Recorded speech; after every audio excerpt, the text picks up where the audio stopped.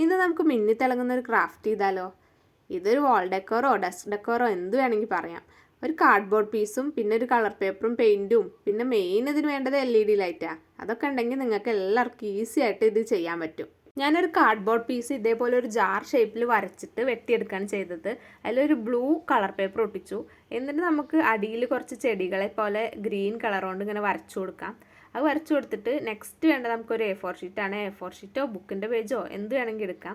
എന്നിട്ട് yellow paint കൊണ്ട് എല്ലാ വിരലുകളും ഇങ്ങനെ പതിപ്പിച്ച് കൊടുക്കുക. പക്ഷെ പതിപ്പിച്ച് കൊടുത്തപ്പോൾ ഞാൻ വിചാരിച്ച ആ ഡിസൈന് കിട്ടിയില്ല. അപ്പോൾ ഞാൻ എന്ത് ചെയ്തു, യെല്ലോ ബ്രഷിലാക്കിയിട്ട് ആ പെയിൻറ്റ് കൊണ്ട് ആ വിചാരിച്ച ഡിസൈന് ഒന്ന് റൗണ്ട് ചെയ്തിട്ട് വരച്ചെടുക്കുകയാണ് ചെയ്തത്.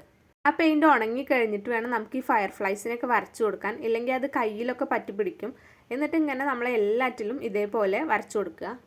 വരച്ചു കഴിഞ്ഞാൽ നമ്മുടെ അടുത്ത ടാസ്ക് എന്ന് പറയുന്നത് ഇതെല്ലാം ഓരോന്നായിട്ട് വെട്ടിയെടുക്കുക എന്നാണ്.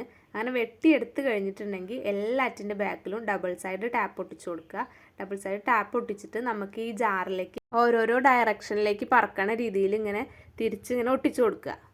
അങ്ങനെ എല്ലാം ഒട്ടിച്ച് കൊടുത്തതിന് ശേഷം നമ്മൾക്ക് കോമ്പസോ അല്ലെങ്കിൽ പിന്നോ എന്തെങ്കിലും ഉപയോഗിച്ച് ഈ ഫയർഫ്ലൈയുടെ ഒക്കെ അടിഭാഗത്തായിട്ട് ഇങ്ങനെ ഹോൾ ഉണ്ടാക്കി കൊടുക്കുക.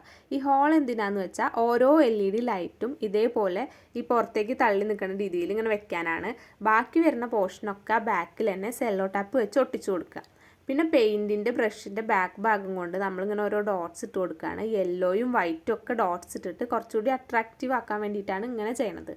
പിന്നെ ഈ LED ലൈറ്റ് അവിടെ ഇരിക്കുന്ന ആ റെഡ് ട്രീ കണ്ടില്ലേ, അതിൻ്റെ വീഡിയോ ഞാൻ മുമ്പ് ചെയ്തിട്ടുണ്ട്. അതിൽ നിന്ന് ഞാൻ ഊരിയെടുത്തതാണ്. അപ്പോൾ ഇത്രയേ ഉള്ളൂ. എങ്ങനെയുണ്ട്?